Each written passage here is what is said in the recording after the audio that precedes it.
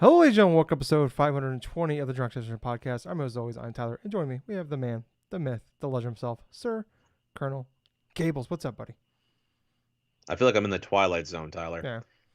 And obviously for good reason in regards to what both of you and I did last night. But at the same point, at the same time, it's like this day has been like a complete blur. Like I think I had like maybe 2 to 4 hours of sleep max before waking up and try to continue on my day and stuff. But you know what though? Extra Life this year was actually pretty damn fun, Mm-hmm. you know? Yeah.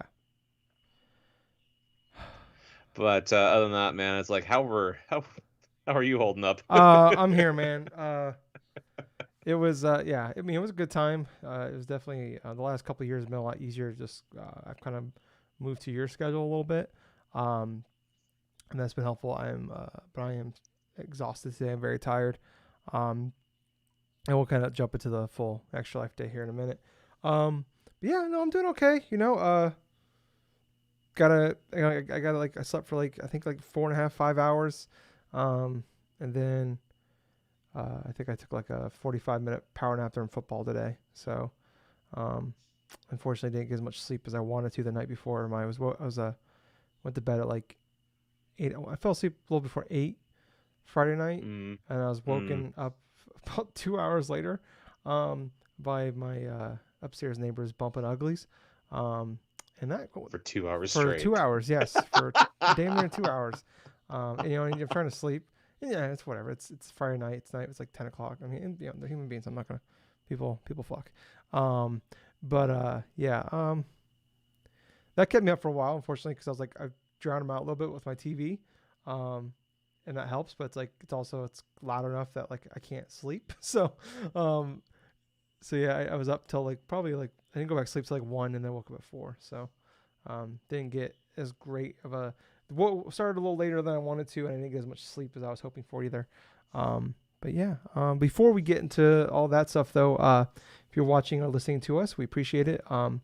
If you look down in the not right, we're doing this live right now. We're live, pal. On YouTube right now, youtube.com/GenGamingNet. I can't change it. That was our original um, uh, podcast name when we started this YouTube channel. But look on there, or if you look down the show descriptions later, or if you're listening to us later or watching us later, it'll be down there. You can just subscribe, ring the bell, hit that thumbs up too. Really would appreciate it. But also, if you're listening or watching us, subscribe, go back, download other podcasts. Every time you download the audio version of the podcast, Gables and I get a little bit of money. So, we're just two guys that do this for fun. And we don't really make anything out of this. We've invested, a lot more. I literally just bought this extremely expensive computer, expensive for me computer. So if we can do this a little better. So any little bit that you can do that would really help it. So yeah, do all that. Like, follow, subscribe, look down there as well. You can see like the Twitter, our Twitter page, our Facebook page, all that stuff. So like, follow, subscribe, all the places that we're at. Tell your friends, share that with also as well. That really would appreciate it. But Gables, let's talk about Extra Life. All right. Not really, I'm not good with the whole rigmarole again, but we do it every year. It's 24 hours of video gaming. It's always the first Saturday, daylight savings times of November. And we play games for 24 straight hours to raise money for Children's Miracle Network hospitals. Sorry, I'm having trouble. Talking is really hard today, so I'm doing my best I can. And unfortunately, I do have to work tomorrow. So, but I have Wednesday, Thursday, Friday off. So, not that I. There you go. It just so happens that there's a big game coming out that day. So I don't know why. We do this. I raise the money for the Iowa City Hospital. Cool thing is we got this little care pack thing. Like we got like some cool like little stickers here, from them, and a couple I got like a handwritten thank you card. Like they sent to all the people that are participating in raising money for the Iowa City Hospital. So it was really nice of them to do. I do that one. Gables does the Seattle's Children's Hospital. Yep. But yeah, this was my 11th year. This was Gables' 10th year. And yeah, I started. We started at the same time in our local time. So I started at 4 a.m. Central, and Gables started at 4 a.m. Pacific. But Yep. I'm 2 hours ahead of Gables, so I was done 2 hours before him. So, um, yeah, Gables, tell me how kind of how your whole day went. All right. So how my day went kind of dictated like the night before. Because late Friday night, I had a major rain and windstorm that happened. It was like around close to, they were saying that it was like maybe going to be like 30 to 40 knots or something like that, but it ended up becoming more like a 55 to 60 knots, which means that we were looking at some pretty high winds, some like high winds, which did lead to some power outages and stuff. But the thing about it is, because my family and I live inside the middle of the town, we weren't as affected as much as say some people in the outskirts, or even like some people in town too. I mean, there were trees that were literally like actually ripped Mm, out of the ground, Jesus. which that was something that kind of caught both my mom and I. Like they weren't exactly like say full on healthy trees, mind you. I mean they've been there like for a hell of a long time. There's old trees that finally decided things with seeing trees ripped in half, do this or that and stuff. But the main extent that we did have was like a power surge that happened like around close to 10 o'clock or whatsoever. But for safety concerns and stuff like that, I decided to not begin my initial gameplay stuff at midnight like I had originally wanted to, which when I think about it in hindsight, it probably was one of the best things because I couldn't have gotten any type of sleep at all like towards that whole 9 a.m. to midnight portion because of the winds, because of alternating like electrical stuff. What's kind of funny is I actually tweeted that out and posted things on Facebook as well, and I actually had the official Extra Life thing say, "Hey, I hope you guys are doing, hope you're Yeah. doing all right with you and your family." I'm like, "Oh, thank Oh, you." that was nice of them. Yeah. Yeah, I you saw they know, but commented to another thing about you. Like they looked at your they page commented. and saw you Yes, reached your goal. I thought that was really cool of them. yes, yes. You know, I smashed it honestly, and that's just the thing though. It's like it started off less than ideal. I actually did get some sleep in regards to that, so I woke up like around 4, turned on my PS5, decided, you know what, let's go right straight in the center. I'm going to be starting God of War. Like, I'm going to continue on from God of War. Mm. I mean, I was only so much into it. I think it was like only about 3 or 4 chapters into it. And I know you hopped on and stuff, Yeah. and we were playing games and stuff. I never thought in my wildest imagination that not only would I be playing this game for the entirety of Extra Life, which that was the case. I played this game, Yeah. this one game for 24 hours. I never do that. Yeah. Absolutely, I never do that. In the time that I was playing through like most of God of War 2018, by the way, I did not beat it last night. No, I still have like about 3 other chapters, which Tyler tells me is like maybe about an extra hour, hour and a half. But that depends on if I want to complete the side missions or if I want to go forth and upgrade things to the full extent for the like my weapons and stuff like that. But in the time that I was doing that, Tyler, he beat one of his Yeah. games. He played 2 other games, and he's halfway through another one. No, I'm like 2/3 of the way through the other one. So 2/3. So the entire time I was playing God of War, Tyler nearly beat two yeah. games. Yeah. It was a pretty crazy. It was a very weird extra life. Um. Absolutely, it was very chill. Like you and I didn't really have too much issues in regards to the whole thing about streaming. Like both, honestly, both of our animals were kind of Yeah. like starving for attention and stuff Mm-hmm. like that. It's kind of hilarious. I had to constantly go in and out of my room because of what my folks needed and stuff like that, plus what my dog needed and stuff because he acts like a complete baby, which he is kind of a complete baby. But He's adorable though. So oh yeah, yeah, yeah. But yeah, man. I mean, absolutely. I loved playing God of War 2018, dude. I mean, I thought that Guardians of the Galaxy last year was a fantastic game, which granted it was. It was my game of the year for mm-hmm. 2021. This game, this game, man, it not only outperforms like Guardians of the Galaxy, but it's on another level. I mean, granted, I've played God of War games before. Mm-hmm. I mean, there was the infamous time where I played through the original God of War. I played through, this is on the PS3 stuff, right? So, like the original, Ghost of Sparta, Chains of Olympus, those PS3 versions and stuff. I went through halfway through 2. I never even touched 3. So, I never even finished the Kratos' like original series of things, you know? But I knew how 2 ended, and also I already know how 3 ends and stuff. Yeah. But, that left me with such a long time in between playing a God of War game, and I think eventually I did beat the original PS2. Yeah, I think I beat the original God of War again during that time frame.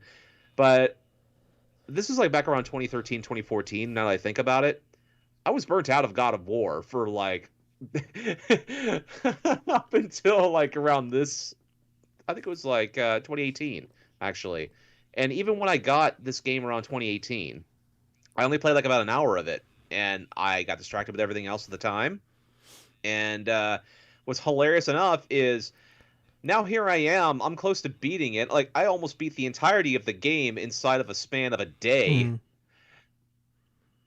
because the sequel is going to be coming out in like a few Yeah, we're days. 3 days out, baby. 3 fucking days. Oh my god. And we get our awesome controllers here in a few days too, so that's pretty sweet. Oh, that's very true. And they don't usually like charge until like around the They time ship. of they ship. Yeah. Okay. Yeah. So I didn't see the shipment thing from my controller I just yet. got the email on Friday saying it'll be shipping soon. So Okay, okay. But all right, so where to begin with this though? I mean, gameplay, I think I've said on the podcast before when I did play God of War 2018 and stuff, it was something for me to get used to because I was so used to the whole fast-paced action in regards to the originals. But definitely love the combat, more slower, more methodical and stuff. I got the hang of it in regards to like the pacing of the combat in of itself. My natural instinct was to try to rush everything, but the enemies, they'll gang you up. They'll gang up on you. They'll go forth and stuff. You have to have the help of Atreus in order to not only stun enemies in some retrospects, but also in terms of distracting them so I can get up behind them. I have it on normal difficulty. I could have went the route of just putting everything on easy and just blaze through yeah. it, but I kind of feel like that I'm glad I set it on the difficulty that I did because I got the full extent. The difficulty reminds me how the original God of War was on the PS2, you know, which I did die quite a few times doing that stuff because of stupid stuff. But a lot of great memorable moments, a lot of great boss battles. And because this game is like a 2018, I'm gonna go ahead and just go on a spoiler frenzy and stuff like that anyway. We are people are probably playing it right now. Gables. I'm not no. Let's not go super spoilery. All right, All right. But I mean, there's a lot of people All I've right. seen. I've seen a lot of people talking about they're playing just like you, playing it for the first time right Okay. now. So All right, so I'll refrain from any major spoilers and stuff like that. But there was, I think I'll just say, like a tidbit. Like there's a character by the name of like a Boulder. Boulder, Yeah. right, and stuff like that. You actually learn like his family ties and stuff like that of it, both his mom and dad. And what was interesting about that is earlier on you get to meet like the witch, like her name is Freya and stuff, and she has at one point Atreus throw away these particular type of arrows Yep. and stuff. Missile. So Mistletoe. Missile. No. Um. you had said something in regards to say like a God. mistletoe Is it arrow. miss? I'm double checking. I think I'm wrong. Missile. Go ahead. Keep talking. Well, anyway, it got me to thinking, right? And so I decided this morning, because I played so much of God of War, now I actually have a more of an interest of Norse mythology. Yes. I decided to I told you come to I can do a college course on Norse mythology at this point.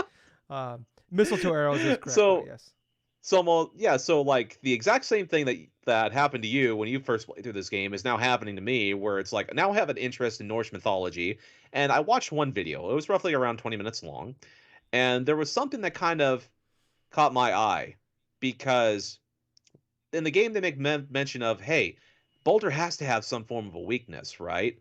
And then I was watching this video, and there's this particular it ends up coming through that there is a particular type of weakness that I'm speculating is related to the arrows that the witch Freya has Atreus throw out, and tells Atreus specifically, if you find these arrows, burn them. Mm-hmm.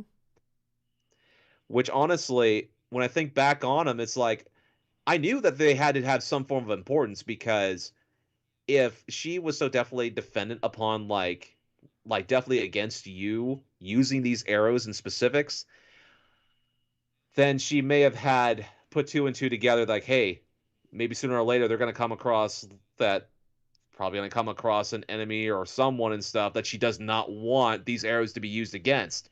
At the time, I thought, okay, maybe this is something against her, or like she doesn't want them to be used against her.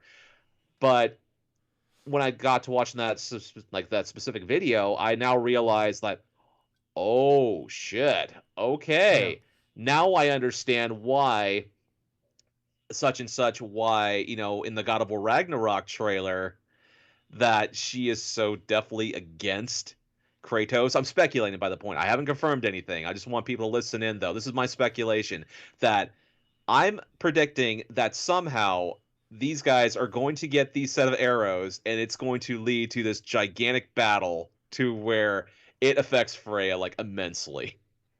It was. That's Uh,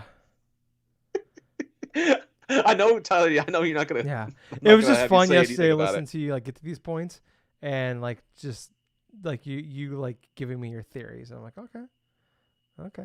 I was I know, enjoying and this.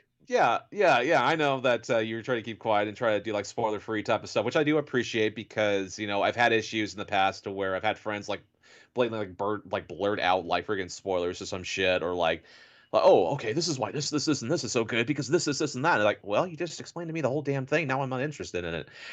But the boss battles, fuck yeah, Mm-hmm. these boss battles are intense. Like you have the two like the boss battle of these twins and stuff like that, these two brothers and stuff you face off against. Fucking phenomenal, because it's like it's you and Atreus versus these two. It's such like a big like rumble type of feel and stuff. There's different type of phases in this matchup to where at one point you have to go forth and block, dodge in the specific moments and stuff, and then it leads up to, and that was like right after you can like have this big old boss battle against this giant dragon, right? And it's like that dragon battle, that whole initial battle though was fucking crazy as well. I mean, when you first see it and when you realize you have to fight this thing, you're like, well, I'm this fucked. escalated quickly. Yeah. We've gone some places. Kratos versus a dragon. Oh, funny enough, that kind of also had like me calling back to and like thinking about the first time you do a boss battle is against like the high like almost like a hydra or something like that in the original God of War, like the Yeah. first Oh, the first serpent or boss something on like the that. boat. Yeah. Yeah, yeah, because you have that boss, kind of like reptilian and stuff like that, a big old serpent and stuff. Then you face off against this huge old dragon and stuff. But what I've also liked, I've liked some of the side quests and stuff. They definitely tie in some loose ends and stuff. I love the banter between Kratos and like Atreus when they're on the boat, and especially with Mesmer, Mimir. Mimir. God damn it! See, here's the thing though with me, I'm fucking tired. They're hard names to I couldn't pronounce, even. so I don't blame you. You got um, Yomengander, the world serpent. oh yeah, Yomengander, the world serpent and stuff like that. But Mimir, man, this dude is so fucking like cool and stuff like that. When you meet him, there's this whole specific things and stuff. But when he actually goes forth and enjoys your journeys and stuff, he'll give his insight and like various like history in regards to certain things and stuff. And of course, he is kind of a scatterbrain and stuff. Like he'll forget things and he'll remember certain things. Oh yeah, this is how blah blah blah. It's like, why did you tell us this before? It's like, I don't Oh yeah, because like his know. like his like yeah. I don't. Never mind. I don't want to spoil it. I don't want to spoil it. Never mind. But yeah, man, the combat is so freaking smooth in this game. I never thought I actually wanted a Metroidvania themed God of War Mm-hmm. game, but this is exactly what this is. And I always thought this was kind of like a straight action game with kind of like a third person sort of like behind the shoulder type of game, to where it's like, okay, I'm gonna go forth and do this action stuff, do this and that. They're probably like set pieces and stuff.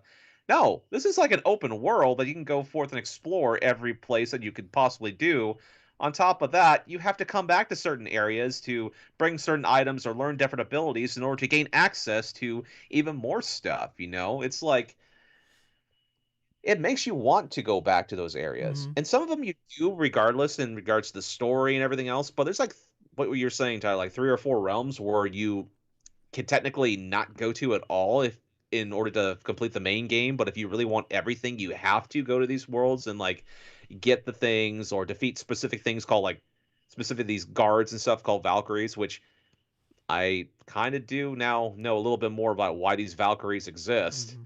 and it does tie into and also it does tie into like Odin and all this other shit and stuff like that. But I also got little bits of like background things for oh god, the name of the wolves.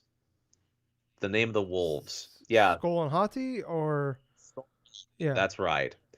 That's right. Because we see them like advertised in regards to the Ragnarok trailer yeah, and stuff they're on like the that. So I controller. played a little bit. Yeah, and on the controller as well. I know you've told me about the backstory about them. I also checked in to like look at the stories of that stuff. But basically what I'm saying, guys, is like I knew for a fact that God of War was a fantastic game. My major problem that I've had in regards to not playing this game sooner, there's so many more fucking games. There was so many more instant like crazy shit I was going through in regards to personal life stuff, work stuff, COVID shit, all this other stuff. It's like now was the perfect time for me to play this game. Mm-hmm. Finally, like around God, Four what and the a half hell that years. released 4.5 years later, almost 5 years. April 20th, 2018, day that changed the world. Yeah. Yeah. uh, I can't. I'm so happy that you're finally playing this game. I can't wait to. We got 3 more days for Ragnarok. I can't wait to. yeah, Oh my god, I can't wait to man, play that this is gonna game. be. And I'm curious where they're gonna go from here. Like, is this it? Or are we gonna go to different, I religions kind of and feel. like mythologies, or is this like, I've been avoiding spoilers like crazy on this thing. I've like you and I messaged you like, hey, you might want to on Twitter like mute some words, and like I went on there like I found out Oh how to shit! when I did I muted like all these different terms and everything like that just to be safe because it's like What's yeah. hilarious, dude, is I keep on finding specific terms and stuff when I go to like the trends and it's like for you and stuff, and it Yeah, actually says the name of the something like that yeah, in another type of way and stuff like that. I'm like, God damn it! Now yeah. I Well, gotta add it to my I list of. think Twitter only mutes it in your feed. But if you search for it or anything, I don't know. I mean, I don't know how that works very well. But I think once you go to trends, you're kind of like you're on your own. But like in your feed, like if someone tweets about it, it won't show up in your feed.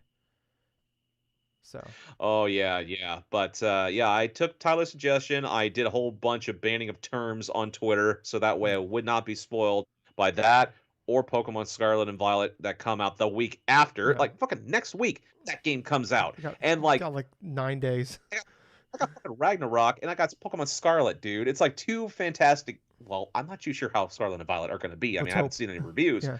Let's hope they're fucking fantastic. But rest assured, though, it's like such a fantastic experience, such a crazy ass thing that I went through. But yet, I know you played through a slew of stuff. So Yeah. tell me about your afterlife, Tyler. Yeah. So it was kind of a weird thing with Extra Life where yeah. So like I said, I started at 4 a.m. and I wanted to. I was trying to get Mario+Rabbids Sparks of Hope done before Uh-huh. Extra Life. So because like I had Bayonetta, I have like Bayonetta 3 just sitting here. Hadn't even started. I bought it day one. I hadn't even started yet. I'm like, I need to beat this before Ragnarok comes out. And I was telling you, I'm like, if Mhm. this is, I was saying last week on the show too. I'm like, if I don't beat this before Wednesday, like it's just gonna get lost probably. It's like yeah, because even Mhm. like you were like we were just talking about after Ragnarok, there's like literally 3 games coming out the week after, like Somerville, Yep. Dark Pictures Anthology, and then Pokemon, like Pokemon. boom, Yep. and then like 2 weeks later you have Close to Protocol and High on Life and Final Fantasy Reunion. So it's like there's no break for me. Um, I am sweating like profusely. I can turn the heat up. It's very hot in here. Um, yeah. So I started like 4 a.m. I played like I do like I always do, play a game of Madden. Um, started with that, and you weren't on yet. Usually I hop on, you're already on. So then I saw your message about because of the storm, you're gonna be starting late. So I'm like okay. So I started 2 hours before you and played a couple games of Madden. I played 4 games of Madden throughout the day, I think. But really the kind of the meat and potatoes of that is I beat Mario+Rabbids Sparks of Hope. I was like maybe just a little bit into like the 5th world, which is like the 5th big, like the main world. And then I did the final world, which was kind of nice. It was like 3 like bigger battles and then the final boss. Okay. So like it wasn't like a full on world like the other ones where it was like the worlds aren't very big, but there's a couple hours worth of content in each world. So I mean, more than that. I mean, it took me 23 hours, 23 minutes, 23 seconds was my final game time, which was hilarious. Yeah. But yeah, so I think it took me like probably spent about 5 hours or so playing that on Extra Life. Finished it up. And it's kind of like the thing I've been saying the last couple of weeks when I've been playing it. Where like I said last week, it kind of summed it up was like Mario+Rabbids Kingdom Battle was like it was like the Rabbids fell into the Mario world, and this game is like the Mario family, whatever you want to call them, is now in like the Rabbids world essentially. And like all like the cool, interesting enemies and all the like fun boss fights that sprung from that. Like you have the Rabbid, the Rabbid Donkey Kong and stuff like that. Or you had like the one, you had the Ghost world where like you had like the Rabbid opera singing ghost that was amazing. And like after every turn, he would sing he would start singing like opera. And it was a cool, not only a cool boss fight, but a really cool like just boss in general, and just like very like well done for like some of you would never get if Nintendo was making that game. And it's like I understand like like my Nintendo and like a lot of people are like really stringent and tight with their IPs. Like I get that, and that's if you're really good with your IP, like we see what happens when Mario lets other people work with their IP in the 90s, and it wasn't great. But it was really cool. Like we would have had that without Ubisoft and that team get together and make that game. And this one, like I said, it was just like you fought a lot of the same. It's like it was just Rabbids with like this Rabbid does fire, this Rabbid can poison you, this Rabbid does toxic. Like these are all the bosses that are all the enemies you're fighting. There's a couple like bigger Rabbids are like the tank ones and stuff like that. And the boss fights were great, but like, I thought the really cool. Like I used the same 3 trio for my team the entire time. I used regular Mario because he's the all around guy. Right.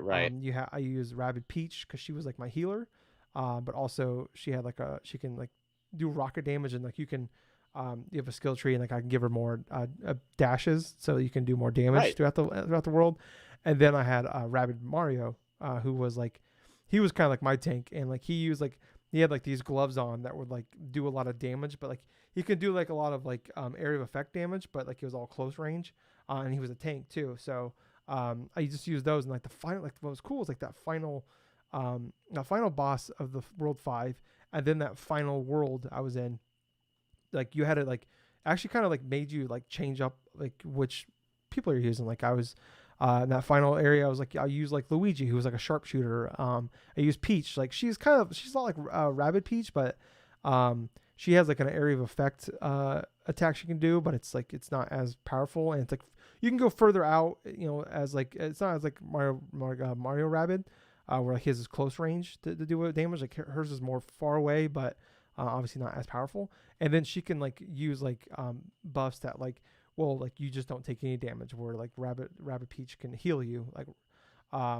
so like I was kind of bouncing around between different ones, and like the final boss, like it makes you use all 9 of your I'm not really about spoilers for this game. The story is very minimal. So the final battle though is like you have to use all 9 of your team, and they're all broken up into 3 different platforms. And it's kind of cool because like it kind of like mixes up your team, so you have like 3 random people on each platform. So it's like you get like, okay, well I've never used like, because like all my like with my 3 characters I use, like I have moves I use that can easily just like they all kind of work together. It's like now like they don't have moves that work together. It's like, okay, cool. It's like, well, over here, like I gotta be careful because these guys, like no one's really got healing or like that can really help for damaging, but like this one can't really do a lot of damage. Like so it's kind of cool, like interesting. I like that last part. I just wish it just came too late. Is my issue. It's like I really like this game.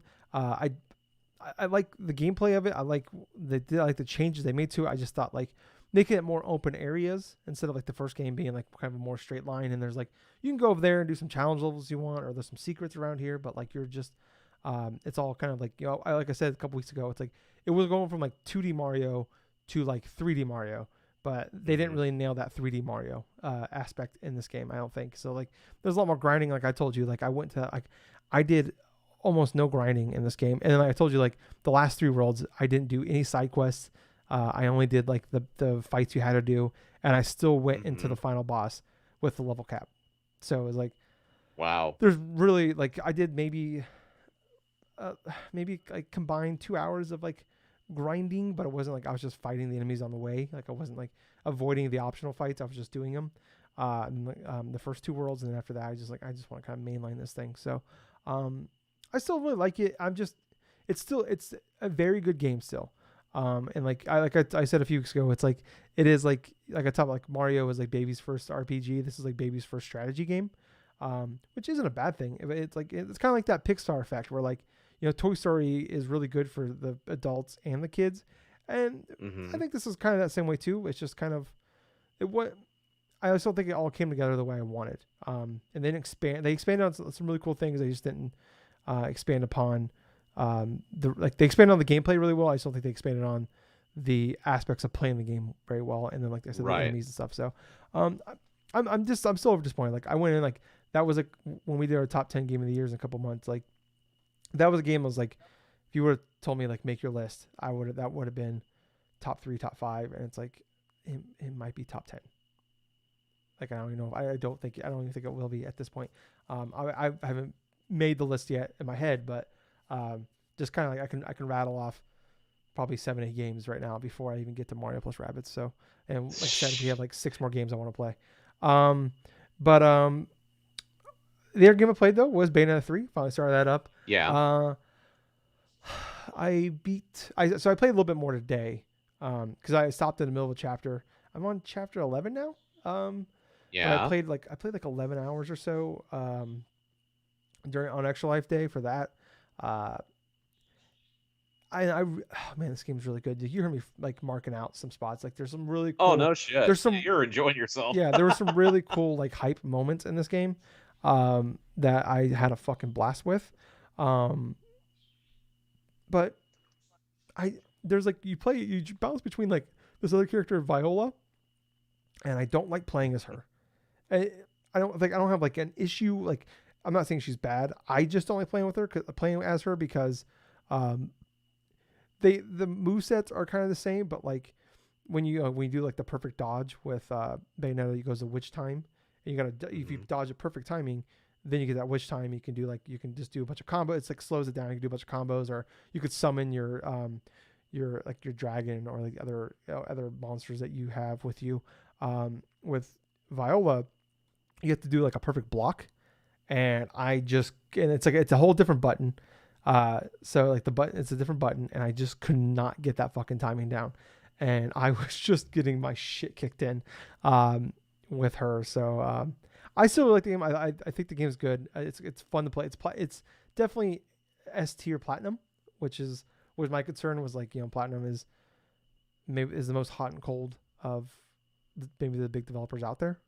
Like you don't know like you know the type of game they make, and they make a very like they're the best in the business when they make it top tier, like when they make the top tier one, but they're also the worst that they can make that was D tier, whatever you want, the bottom tier, like Their gaming's double-edged sword of game development. Yeah, That's pretty much yeah. It's what like we're are you getting saying. that top tier team, or like are they phoning this one in, or like are we getting a Nier Automata here, or are we getting that TMNT game, like what are we getting out of them? So yeah, I'm playing, I'm like 11 hours in, I think, at that point.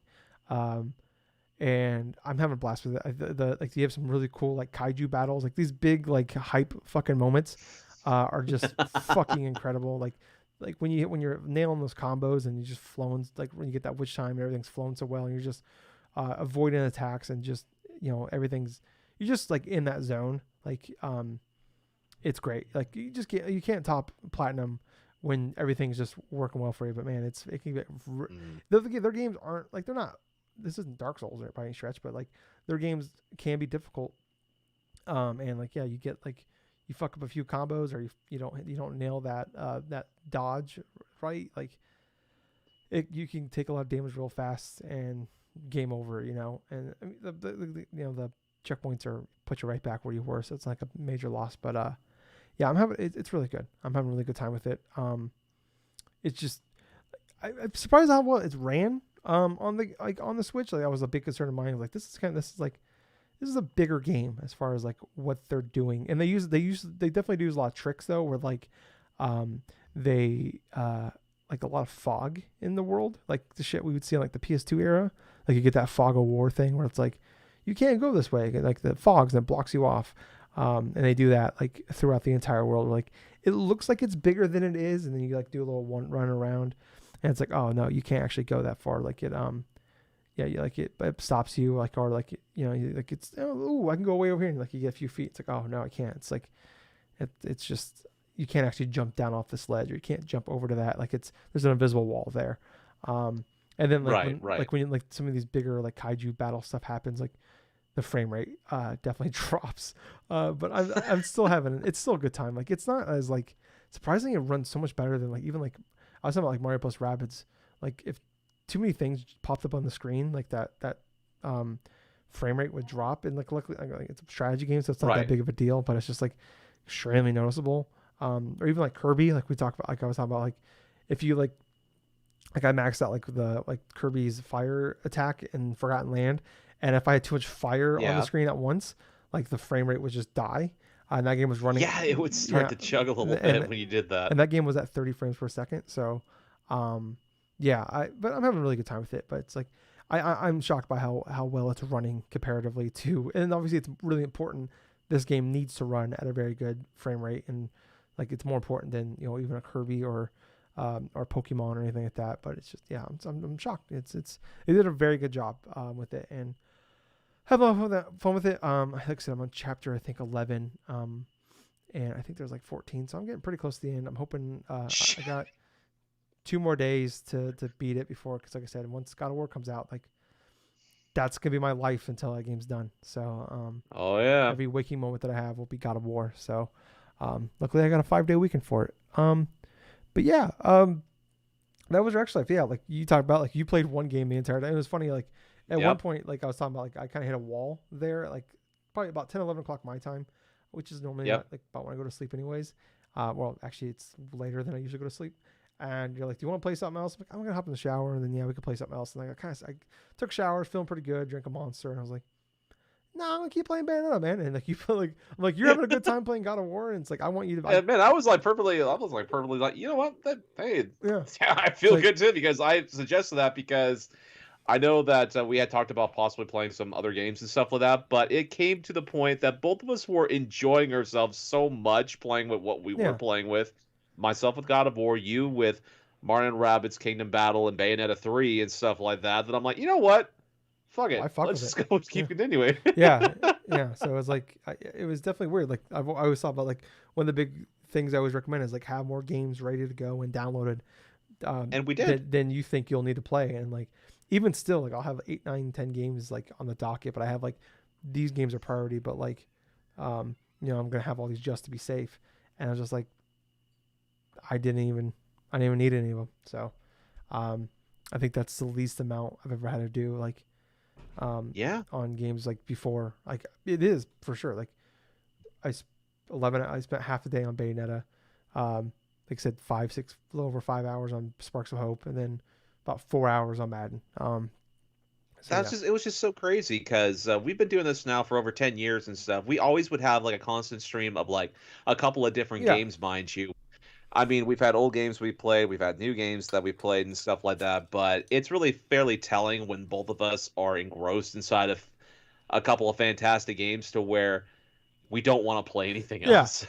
Yeah, it's like, we're having a good time with it. Yeah, so it's like, I always thought about, like, you know, I always, like, comes a certain point where you just kind of tired of playing games, and like you're done with it, even if you're enjoying, like, as much as we love it or you like that game a lot. It's like, you know, it's the middle of the night, you're fucking exhausted, but it's just like, no, I was like, I'm having a great time. And like the last hour definitely was like rough for me, but really, I mean, I hit that wall like with like 6 hours left, but I drank that Monster. I kind of like sipped on a Monster for like an hour and a half, 2 hours, and I kind of got me through until, like I said, that last hour. And then I hopped off, and you still had 2 hours left, and within 10 Yeah, minutes I was asleep. So, um, but yeah, that was the same with me too. yeah.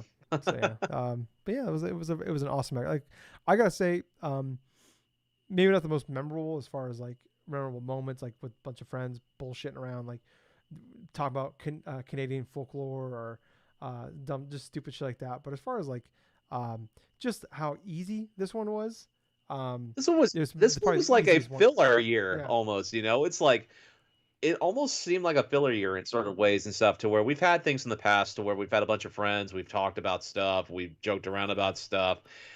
We've had like the lulls, like a pick me up or anything else like that. Which, yeah, our friend Nerds did come in and pop in like early on and Yeah. stuff like that. It's like, hey, how you guys doing? Blah blah blah. But yeah, man. I mean, this was like one of the most easiest extra lives I think I've had, dude. It Hmm. it was so crazy. I mean, granted, everything started becoming like kind of a blur as soon as like the final like 4 or 5 hour chunk. But at the same point, you know, it's like I wasn't frustrated by any of like the games that I was playing. I didn't get bored first thing. And what's kind of hilarious enough is like I almost at one point when I was going to start, it's like, do I really want to start with God of War immediately and stuff? I Hmm. like, you know what? Maybe I can do this, maybe I can do that. And then I'm like, no, I'm gonna go with my gut. I'm gonna go with God of War. 24 hours of God of Yeah. War. Well, I don't regret it. Yeah. No, I'm like I said, like you're having such a great time with it, and I was having a good time with Bayonetta. I'm like, and I want you to beat that game. Like, I don't want to break that up from you. I know I can't wait for you to finish that game, get to Ragnarok, and have a fucking Mhm. 19-hour conversation with you about Ragnarok. Um, Oh, Jesus when you beat Christ. that game, though, I do need to send you. There's a YouTube video specifically that I want you to watch. That is, Okay.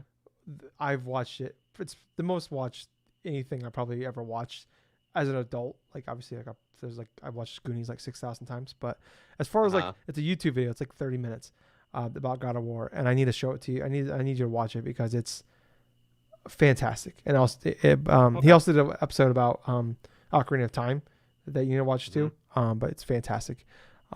So when you get done with that, remind me, and I will send you that video. But All right. Gables, let's talk about some news this week. Um, Yeah. so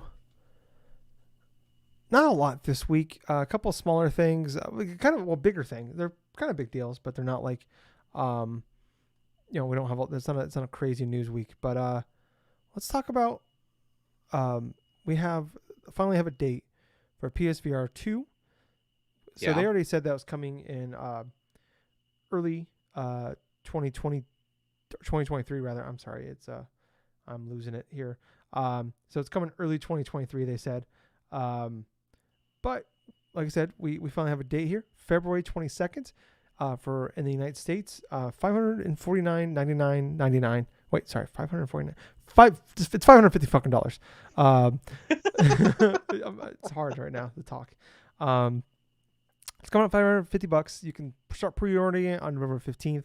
It comes with everything you need. It comes with the 2 controllers, the headset. There is going to be a bundle for $600 that comes with Horizon Call of the Wild. That you can also, and you can actually like pre-sign up now to get the game, or to get like to pre-order. Like they have a pre-order, and then there's like also a charging station that you can buy that charges your controllers. I believe that is $50 to buy separately, but I think you can use USB ports, so you don't have to buy this. But yeah, so November 15th, they kind of talk a lot here, and like they just dropped on a blog post of all things, which I'm not super shocked about. They've pretty much been doing exclusively the PSVR 2 announcements through like vlog posts and stuff like that. But I mean, Yeah. this isn't like the PSVR 1, where like PSVR 1 was kind of cheaper at the time, but it was like super. It was like they try to make it like as cheap and as accessible for people to get as possible. And it was, Yeah. I don't know if it still is, but at that point it was like the highest selling PSVR headset. Like they talked about like their biggest regret was they didn't make enough at launch in the first like launch period, because like they couldn't keep it on the shelves. And I think it sold like the first like couple of years, I think it sold like 5 million units, which was at that point way more than like the Oculus. at that point. I think I Yes. can't was it called the Oculus at that point? Yeah, Oculus. And they we talked about they kind of really did a good job of like I thought of putting out bigger, more major games with it at launch. So yeah. Anyways, this is coming out. This is good, but this is like top of the line tech. They got like the other one was like the totally different like motion tracking. This one actually like tracks your eyes. It's got like I think it's got 120 frames per second in each eye. It's got a rumble pack like in the headset. The controller, you're not using the move wand. You're not using the move wands. And a PlayStation camera, like it's the camera and everything is in like it's all built into it. So wow. like, and it has like the controller like has finger sensitivity, so it can actually like tell where your fingers are like holding like say you're like that controller is like you're holding a gun in the game, it can tell where you're holding with holding the gun or something with your fingers because it's like a touch pad and everything. And the only thing is like it does use one cord to plug it, the one USB cord that plugs right into your PS5. Whereas I've talked about a lot. Like I have a PSVR. It's been sitting up in my closet for years now. I think I pulled it out like 3 times. I bought it in 2017, Yeah. late 2017, and they had like a holiday bundle. And I think I used it a handful of times at the beginning. I played just cool games that came out with it. And I think I pulled it out like maybe 3 times since then. That was like because I was like when I had like my ex-girlfriend was living here. I let her, she wanted to check it out, and then like her niece and nephews came over, a couple friends came over. I let her showed it, like I showed them some stuff, but like that was really it. But the thing was such a pain in the ass because like there was a different brick that came with it that you had to plug into. There was like 8 or 9 different cords you had to do, and they're all numbered, and like it was just it was incredible. If you were missing one cord, you were fucked. It was just an incredible pain in the ass. So this is going to be like up to date with some of the modern tech, but obviously a lot of sticker shock with that price, Gables. I'm not here to defend this thing at all, but I do want, for comparison's sake, I did look up some of the prices of some other headsets that are out there now, VR headsets, like the top of the market ones. Obviously, there's like a ton of cheap ones you can find, but kind of like their main competitors. So when the PSVR 1 launched, it was $400, but that was just for the headset. If you wanted you needed the move wands, you needed the PS4 camera to use it. If you didn't already have that, then it was $500 for all of that. Right. The Meta Quest 2, which is kind of like the main one out there now, is $400 for like the 128 gigabyte model, and then the 256 gigabyte model is $500. And that one I believe doesn't use like a PC or anything, so it's like so that's what you're like. It's got a store in there, and all the games are stored in there, and you have to download them via that. The Valve Index, which is like the thing that Half-Life Alyx is in, and that one you do need. I believe though the MetaQuest you can plug into your PC though and play games via Steam. Okay. There's a workaround for it or something. I think I could be wrong though. The Valve Index, which is the thing that like Half-Life Alyx is on, and from everything I've been kind of understanding, like the stuff that's out, this is like the best one. Just for the Valve Index is $1,000. So $1,000, and you also need like a pretty good PC to play it. So you need like, dude, that's like a $2,000+ investment. The Vive Pro 2, which was just announced, that isn't out yet, is going to be $1,400, and the Quest Pro, which is like the next model of the MetaQuest. This is like it runs better. It's got better graphics, all that stuff. That will be. This is with no PC or anything. It doesn't use a PC. $1,500. So if you compare it to the market, oh my god, dude, it's kind of and it's on the it's on par or way less cheaper than all of those things. And I've been saying for a long time, this thing is gonna be expensive. People were saying, oh, it's gonna be $300-$400. I'm like, no, like, and then the MetaQuest 2 just went up $100 a couple months ago. They announced back, I think in September, and I'm like, well, that price of that PSVR 2 just went up then, because like they're gonna like, oh well, this is expensive, so then we can charge, even more now. So now, we're talking about here in the United States, it is more expensive than the PS5, just straight up. And you need a PS5 to play this thing. Gables, I've been doing a lot of talking here. I want to take a drink of my beer. I want you to tell me kind of what your thoughts on all this is. Well, actually, I'm sorry. Well, let's talk about the launch games here too. I do want to announce that. So Okay. there are, I believe, going to be 16 games at launch. They announced 11 more on top of the 5 that we already knew. So like we already knew like Horizon Call of the Wild. Some of the other games here we got here. I don't know what the price of these things are going to be here. Let me see if I can kind of look it up real fast. Sorry, the best PS4 title, $70 only. PS4 2. So I don't know if they're gonna be full price. These games will be, it looks like about $50. So a little less than, Okay. they're not $70 full blown titles. At least not all of these. So like I said, I got Horizon Call of the Wild, Call of the Mountain. I keep calling Call of the Wild, Call of the Mountain. I think Call of the Wild was a DLC for the first game. I think so too. Yeah. Resident Evil Village, which they announced a long time ago, that's coming. And if you already own Resident Evil Village, like on PS5 or PS4, you can upgrade to the PS5 one. I think for like $10. And if you already own it, then you have it. So if you already have Resident Evil Village, you buy this. There's a game right there. You can play Resident Evil Village. No Man's Sky is they announced a while ago that they're having a VR mode coming. I don't think this is going to be exclusive though. Doesn't look like it. Sounds like this one update. Yeah, no. So doesn't say if it's exclusive or not. Cause some of these games are not exclusive. The Walking Dead: Saints and Sinners Chapter 2 Retribution. That game is coming out December 1st though on the MetaQuest and stuff and H2. A couple other things as well. So it'll be coming out though day one with the the PSVR 2. Star Wars: Tales of the Galaxy Edge, the Enhanced Edition. This game came out on the Quest headsets back in 2020. So it's like the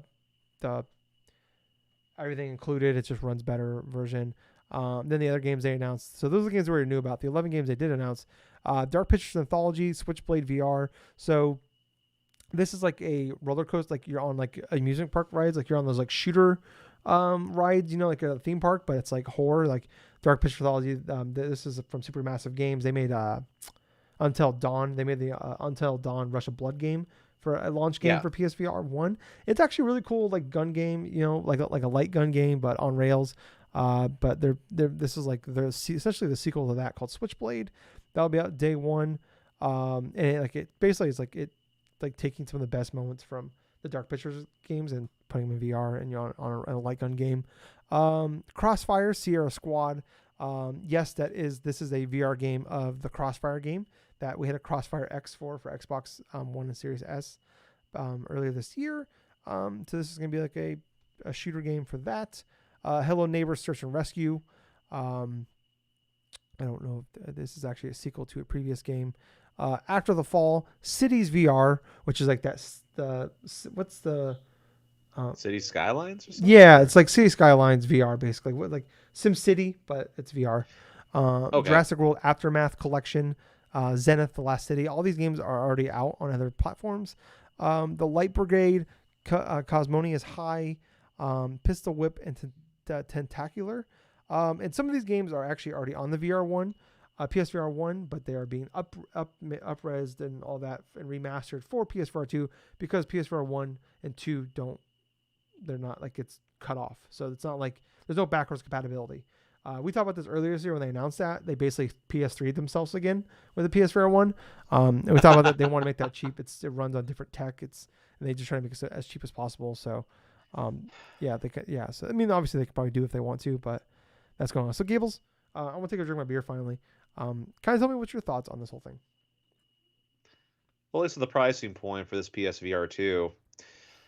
It is definitely on the lower to mid-tier type of price range as opposed to other headsets, other VR headsets of its type. I mean, obviously one of the Meta ones being $1,500. That's at the most expensive end of the spectrum. But I am going to give credit where credit is due. I mean, yeah, $550, although it is over the price of the initial PS5 and stuff, so it's more expensive than the system itself. It is in a price range that definitely would be comfortable for consumers to go forth and purchasing if they wanted to get like I said before, like somewhat higher, like lower end to a middle range, like a VR headset and stuff in order to play with their PS5 and stuff like that. Plus, it seems like there is a good selection or like a good range of selection of different type of VR games at launch for people to go forth and try out.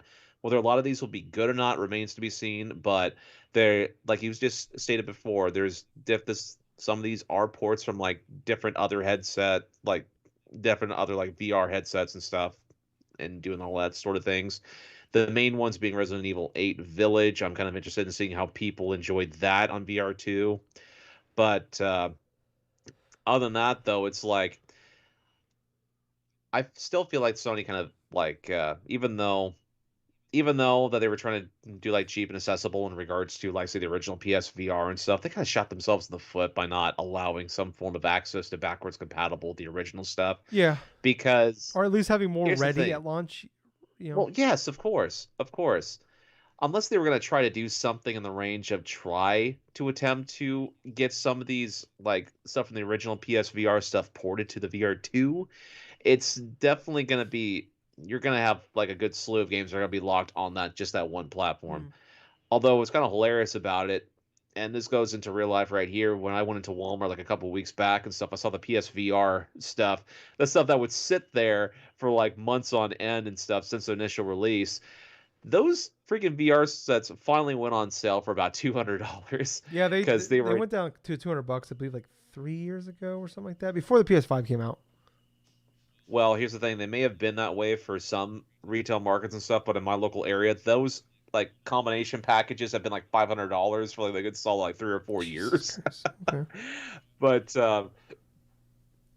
no, I thought it was something was up when I see the slash of the prices, and like the very next day, we hear the announcement from Sony of the date as well as the price.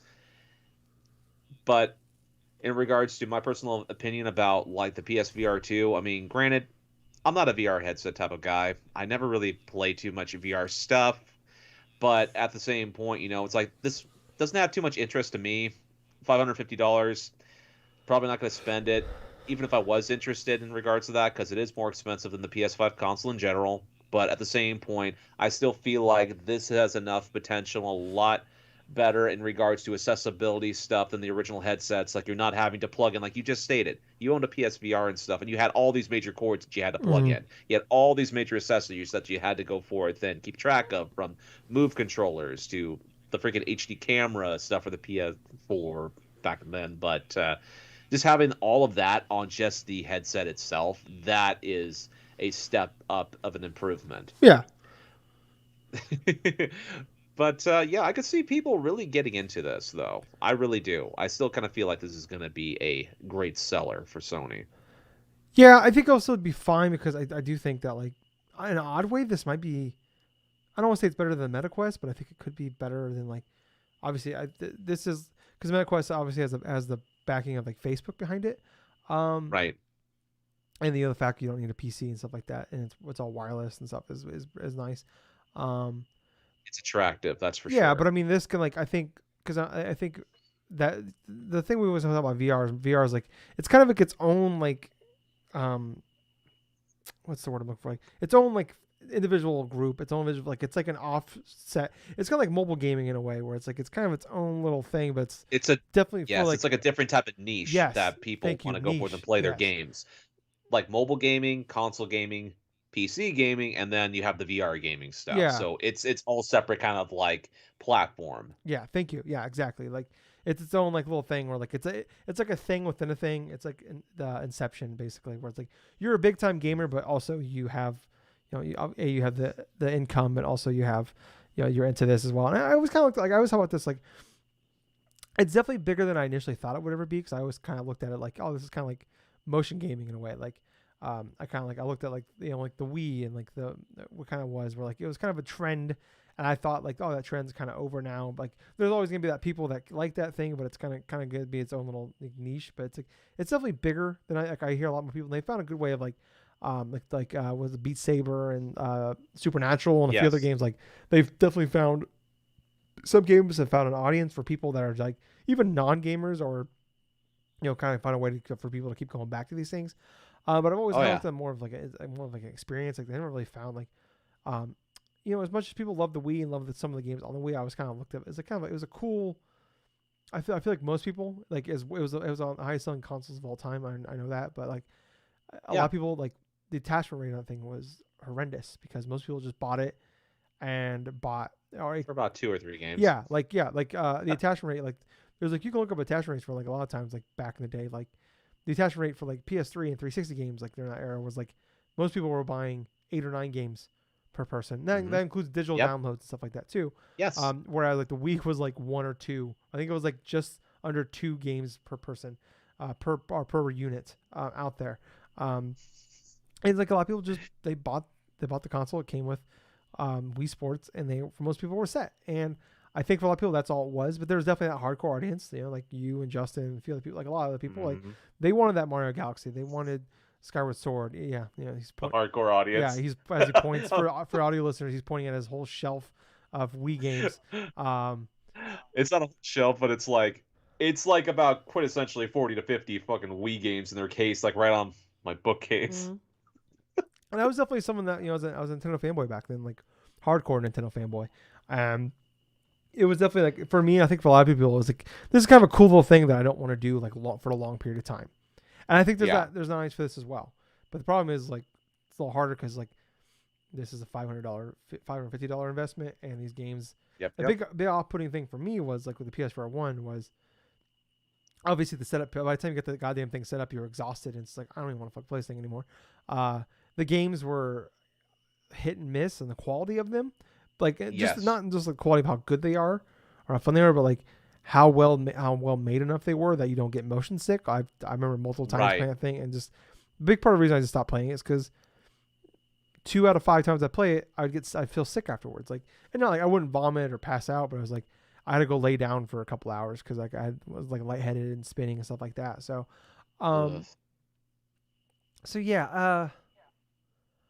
I think this thing will do well. It'll do fine. It's gonna find its audience, and maybe like they can support it enough that it will do well. Like I thought they did a pretty good job with VR1, where they supported it pretty well. They did some cool like little add-on things, like Resident Evil 7 was very good. The Batman game was kind of cool. It was more of a tech demo. They had like Iron Man, Rush of Blood. I know I had a bunch written like in my head, and I totally forgot them. But they did a good job of supporting it. But I felt like after like 3 years, like 4 years maybe. Well, no, I guess like because like early 2017. So yeah, I would say by like within the first couple of years they did a really good job. But by then they're moving on to the PS5. So this maybe coming out earlier in the generation will help it. Because we're only 2 years, like we're a little over 2 years in at that point. So maybe it's like better and they'll do a good job. And then obviously this thing will run better. It's gonna be easier for games to be ported to it because it's running on its own tech. Like they PS3 themselves because they basically like a lot of people it wasn't an easy port job because they basically like remake that entire game again to work on PSVR. So making this just kind of the standard will help them as well. I hope it works out. I hope it's great. I don't even if this thing goes on sale like or gets cheaper, it's like it's still probably gonna be a few $100. And maybe by then, it's like a few $100 and there's all these good library of games, but it's also like it's the kind of thing I talk about with Google when they announced Stadia. I talk about Stadia where it's like, well, Google's not great at supporting things that don't blow up right away, or like even if it is kind of good, like Google Stadia was great tech. They just did a really bad job of like building around it and putting out like they didn't put games out with it. They just had ports of old games. They charged full price for them.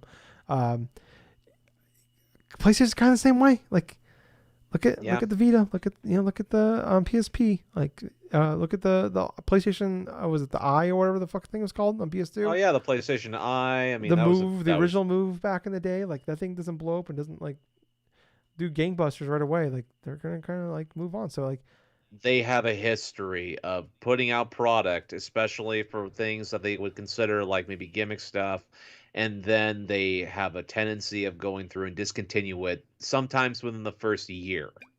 I mean, I don't think they'll do that because PlayStation they have a lot invested in this. Yes. These things are extremely expensive. I imagine they have a couple of years worth of plans for games to come out. But yeah, like I could see like into 2024 or 2025, this thing isn't like doing as well as they hoped. Like, all right, just finish what you got, get it out there, and we're moving on. This could just be a Vita thing. Like 2 years, possibly. And the PSVR 1 was actually very successful for them. And it was very successful, but they dropped first-party support of it within like after that first initial batch. Yeah. I mean, they had great games. Like Astrobot came out I think in 2018. Like they had these really great games for it. But it's just I don't know. it sucks these games might get lost on this platform. So I don't know. It's so hard. Like I get it. It's a lot. It's a sticker shot, and it's like, at least like it's kind of like, I mean, the Vita thing. Like when I think like, oh, this game like sounds kind of cool. Like it could do really well. Oh wait, you're gonna charge us a ridiculous price for these proprietary cards. memory cards. Yeah, and it's like when you can get it. That's one of the fucking main reasons why that little handheld failed. It's because they were so gung ho after the whole piracy stuff with the PSP that they had to have their own proprietary memory cards that were super over expensive in regards like 6 times the getting price. third-party cards. That you could get like third-party cards, like storage cards that would be even more memory for less money, but we couldn't do that. Yeah, it was one of many issues, but anyway, continuing with the VR too. No, but I mean, like this, like, maybe this is like that, that kind of the $550 could be that, their memory stick thing in a way where it's like, you could have, it could be a really cool thing, but like that thing, this could be the thing that sinks it, and maybe in a year they drop the price $100, but these things are extremely expensive to make, so I don't know if they can really afford to. I mean, this is the company that just raised the price of their consoles in every country but ours. So we'll have to wait and see. I hope it does well because obviously I don't want to yuck people's muck. VR. I don't think it'll ever be my thing. Even if it was affordable, it wouldn't be my thing. But I want people to like it. I know like Justin was all about it. I remember I remember like we played the Oculus before it was bought by Facebook a long time ago. We got like to test it out. It was kind of cool. It was still like it wasn't out yet. It was just kind of like we're testing out demos, and then like. I remember like I called him one day. I'm like, dude, like the GameStop that's a few like 10 minutes away from us. Like, dude, they have like they're doing like a test for Resident Evil 4 or Resident Evil 7 rather before the game came out. Yeah. So I was like, not only do we get to play this game that we both are excited for before it's out, we get to play PSVR like months before it comes out. And I remember playing it. I remember like we both played it, and he's getting ready to leave. And he's like, to him, he's like, I haven't had an experience like that since playing the Wii for the first time, because Justin is a motion gaming nerd. So yeah, he's the guy that uses the like motion controls in Splatoon, so he's a fucking psychopath. That's right, man. Heavy Metal Jesus with his motion control game. Oh Jesus, don't remind me of that. That is an inside joke for people. I regret showing you that video now. I cannot get that song out of my head still. One of these days I'll have to show it to people. But I don't think I will, because no one deserves to see that. But let's move on, Gables, before we say any more than we need to. Gables, let's talk about Hideo Kojima. All right. So Overdose is a game that kind of leaked earlier this year. Tom Henderson leaked a lot of this, and he on his website, Insider Gaming, he opened up a couple months ago. I thought I'd recommend people go check out. He does some good work over there. He kind of came out with this initially earlier this year, and he saw some screenshots, stuff like that, but he's like, he couldn't show it. He couldn't really show any screenshots, but like there was a cease and desist for his article that he wrote, and there was a cease and desist on the screenshots that came out. And he said he saw a video as well of the game. And I don't know, people don't know about these kind of things, but like if something leaks online and then the company that is allegedly this is their game being leaked, if they cease and desist it, that pretty much tells you that it's real. Like that's a guarantee that this thing is real. Like we look at the game look at the abandoned game that everybody thought was Kojima and stuff was like kind of coming out online. If Kojima wanted that like shut down, if that was actually him doing that stuff, he would have ceased and desist it. But obviously it wasn't him. Yep. So moving on here though, Overdose is a horror game. It has trying to look up the woman's name here, the actress. She played Mama in Death Stranding 1. Oh, Margaret Qualley, I believe is how I say her name. She was actually really good. From the bits I seen her in Death Stranding, she was actually very good in the game. So it was kind of rumored that she was working with Kojima again. So that kind of led to more talk of Death Stranding 2 being real, and also we had the actor Norman Reedus and his fetus. Yeah. He's multiple times he's done interviews talking about they're making Death Stranding 2. So there's been some leaks and rumors that she was involved, so a lot of people thought it was Death Stranding 2, and then kind of turned, no, actually she's making this horror game with Kojima. And there's been some leaks and rumors out there that Kojima has been making 2 games. This is going back months ago before he even announced it with Microsoft. That he's making a cloud game with Microsoft, and he's working on a smaller horror game project. Well, it looks like it's real. This horror game project here. For if you're on YouTube, I'm gonna share a YouTube video here that's out. Um, so this is the video that Tom Henderson said he saw a long time ago. And if so, like, I'm sorry if you're we'll describe it for audio listeners, but um, what's crazy about this video, and I showed Gables before the podcast, is Mm. so this video looks like it was a playtester playing this game, because like you can see a woman playing the game in the bottom left part of the screen, and she's like controlling Margaret Qualley, and like it looks like I don't know, like an abandoned hospital or something like that. She's like holding a flashlight, and but it's like the video is like saved on a laptop, but then somebody recorded that video from the off the laptop with their cell phone, and then then there's somebody else that's recording this video with their cell phone from that cell phone. So it's like the third, like, so you have a laptop video, the video is on the laptop. Somebody recorded that laptop video with their cell phone, because you can see the laptop in that first cell phone. And then with the second cell phone, somebody recorded that video off the first cell phone. And you can see pop-ups for like Twitter and stuff like that. And like all, it looks like it's a European base, because they use like military time. So it's like it's like 15:26 is the time on this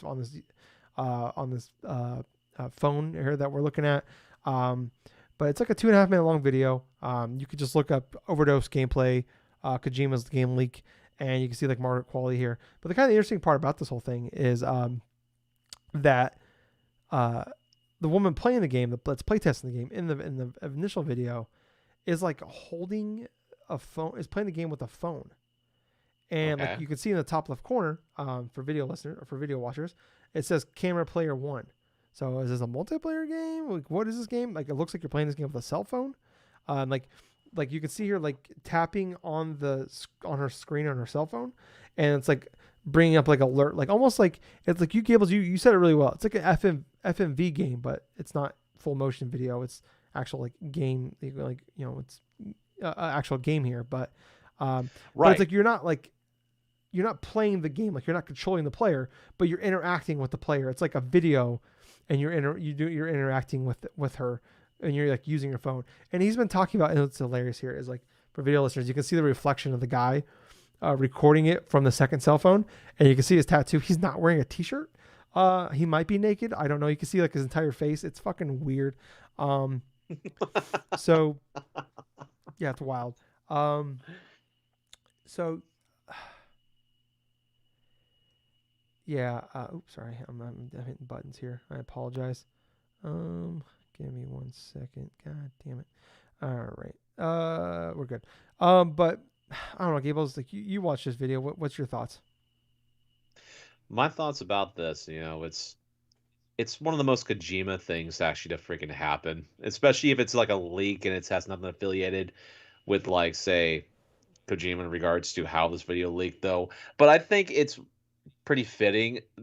It like anytime that Hideo Kojima has some form of a project or has some form of like references or any type of like things that just weird or out of the ordinary in terms of game development, something like this tends to happen to where something extremely odd and off the wall goes through and it just enamors a lot of the people that go through and watch it. Because the initial thought that I had when I was looking at it was like an FMV game where you had to go forth and choose like particular like prompts or different types of scenario stuff. Kind of like how you remember when like in the game Heavy Rain, Mm-hmm.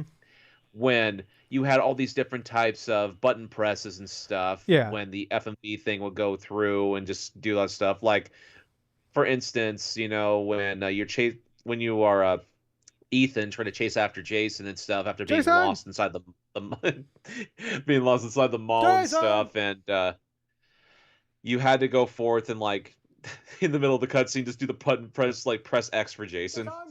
Jason.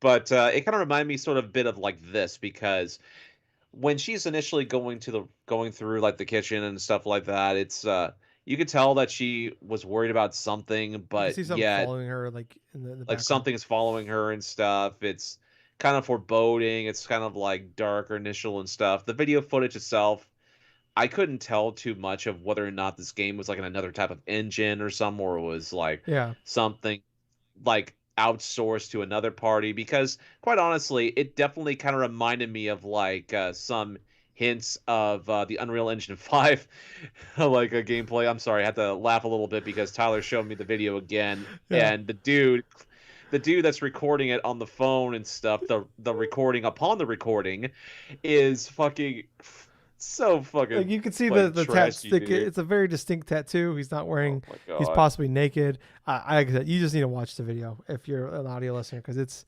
hilarious. But another thought I had while watching this footage and stuff, there are specific type of games to where it's like one person has like a different perspective of like, say they are moving the character around the room or something like in a first person view, but at the same time they're like another camera or something like with an audience or something, and they go forth and they press certain buttons or certain things and stuff like that that'll have causal reactions for the other player going underhand. It kind of reminded me sort of this gameplay sort of reminds me of sort of something like that, Mm.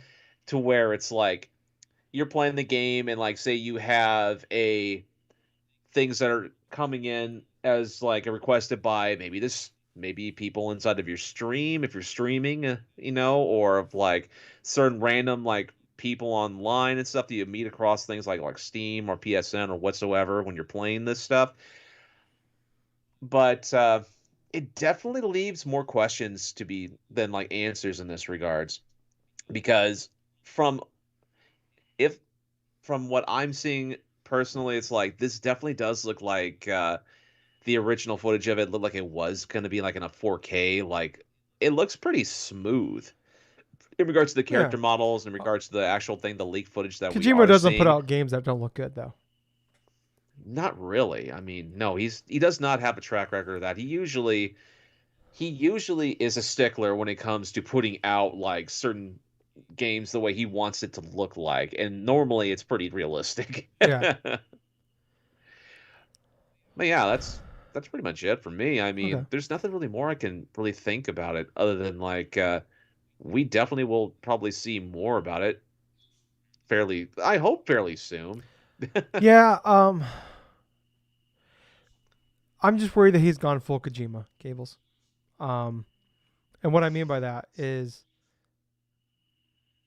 Kojima is he's fucking like we love him. He's a genius when he makes for his games he makes. Um, but sometimes someone needs to put a muzzle on the guy, a leash on the guy.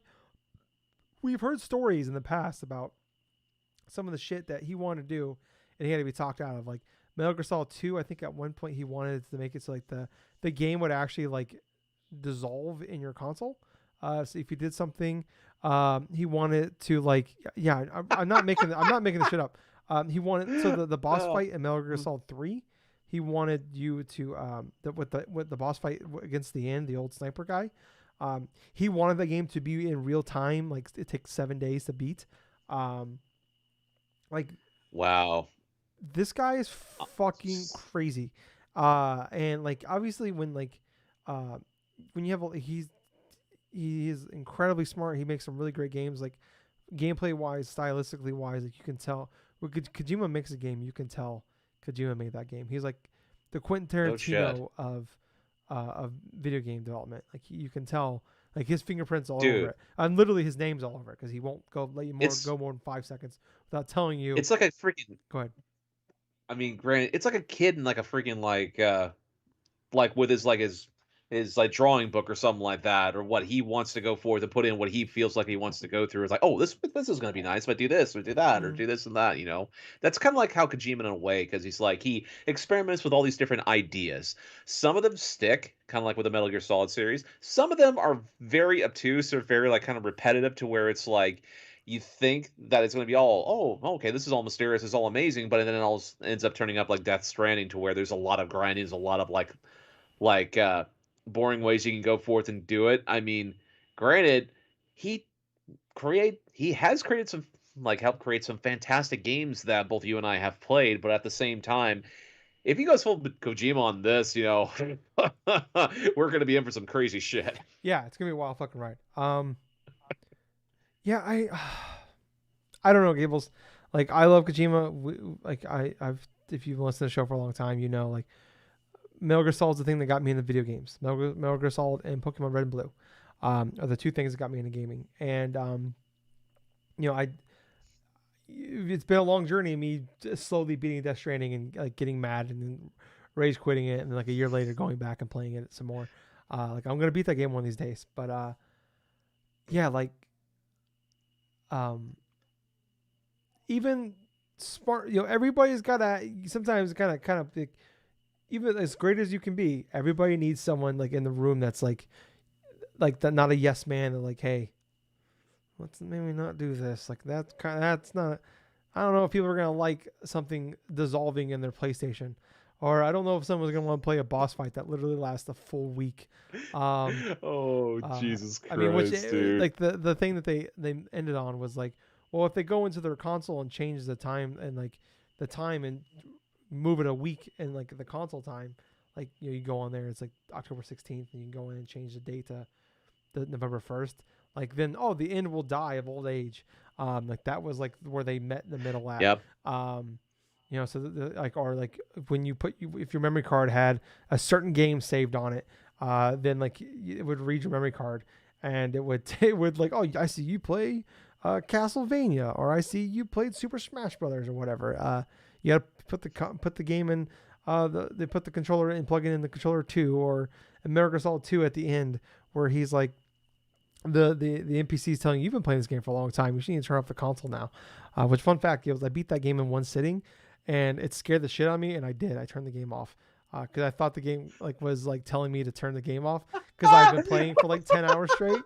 I saved it, I turned the game off, and then years later, because this is 2004 ish. I think Metal Gear Solid 3. No, it was before Metal Gear Solid 3 came out even. Okay. So early 2000s. I didn't find out until years later that actually no, that's just the thing they do in the game. I'm like, okay. Yeah. So I don't know. I love Kojima.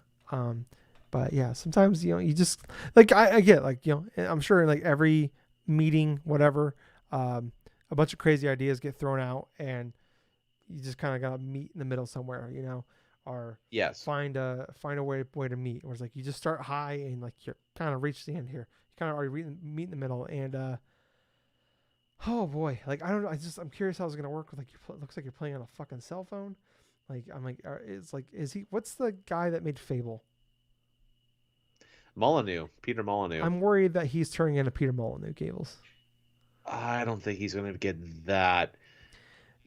We've seen unhinged Molyneux, and we got Fable, like all the promises of Fable 2, Fable 1, 2, and 3 out of it.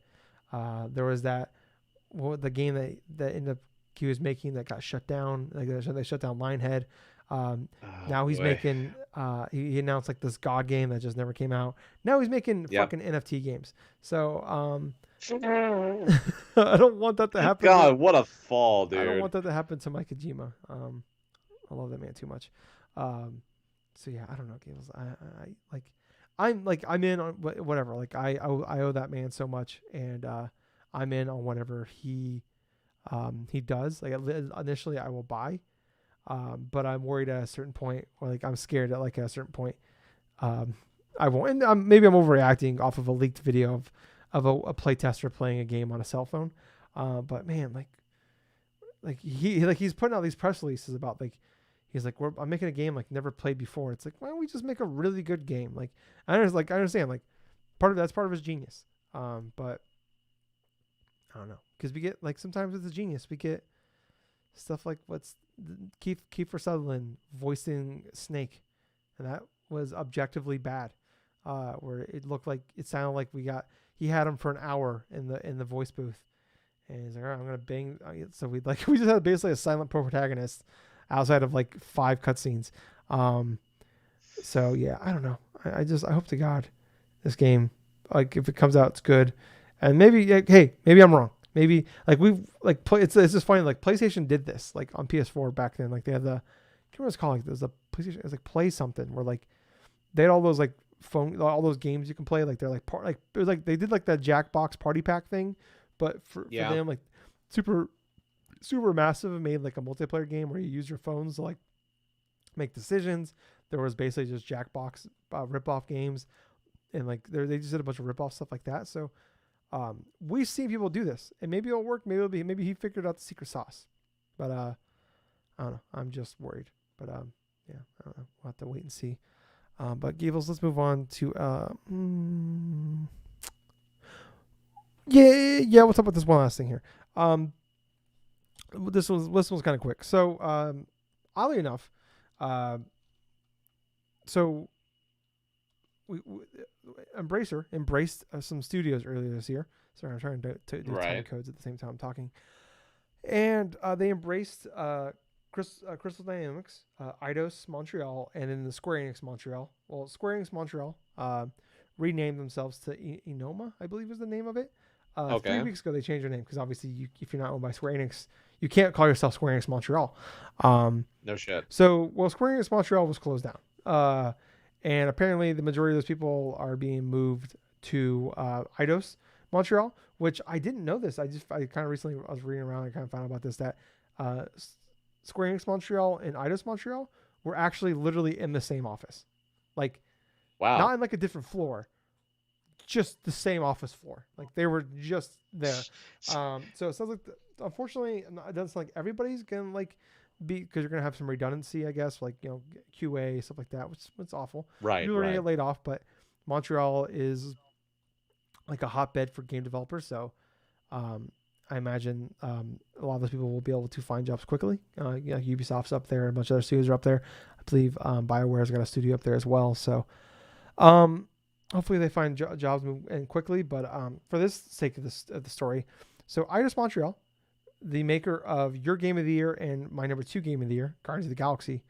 Okay. So apparently a lot of people are being moved and morphed into Eidos Montreal because Square Enix Montreal pretty much just made like Hitman Go, Tomb Raider Go, like a lot of mobile games, stuff like that. Yep. So, and Embracer said they want to focus on PC console gaming. Understandable. That's fine. So some of the stuff is out there. There's been some rumors that apparently they were making like a kids on bikes game. Kind of like, imagine like they're making like a Stranger Things or Goonies type of game, which just sounds incredible. Cause like, I love like the closest thing we ever got to that was like Costume Quest, which is like a $15 XBL game. That's fantastic. And I'd love to have a full-fledged one of those things. Well, that game got canceled. And now they're making we're not getting a Guardians of the Galaxy 2 Gables, unfortunately. It sounds like they are going back to Deus Ex. But also part of the studio is working on the Fable game. What? Yes. Seriously. Yeah. So Playground Games, who they're the Forza Horizon studio.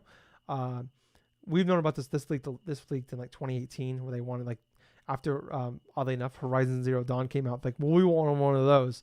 So Playground Games like created a second team to make a Fable game.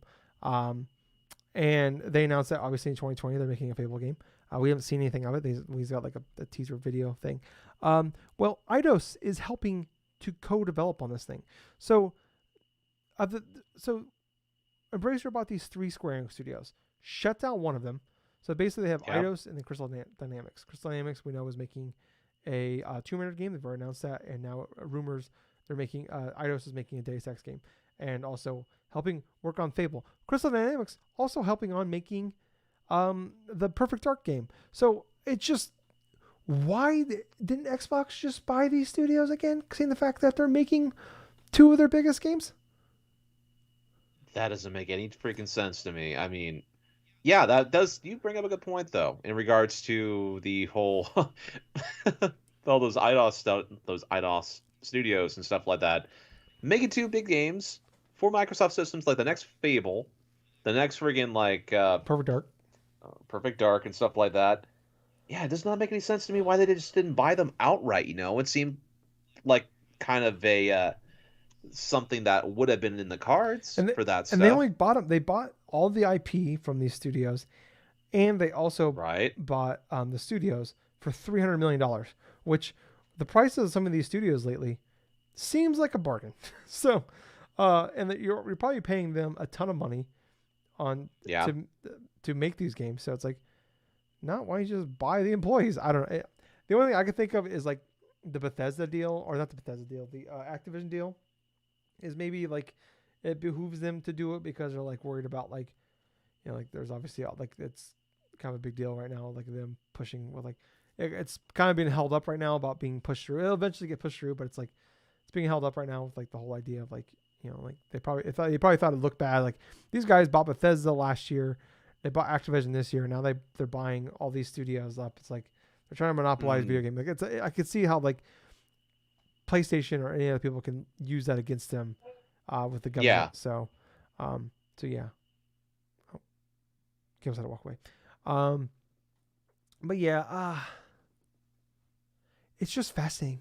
It's like I get like if that I mean obviously I don't understand how like the business side works and like the whole like like the government and all that like lawyers and all that lawyer speak, but like I could see like lawyers using that as like a talking point, like hey, like they bought Bethesda, which obviously Bethesda a very small thing grand scheme of things, but also it's like hey we bought now they're buying Crystal Dynamics, they're going to own all these big franchises and big IPs.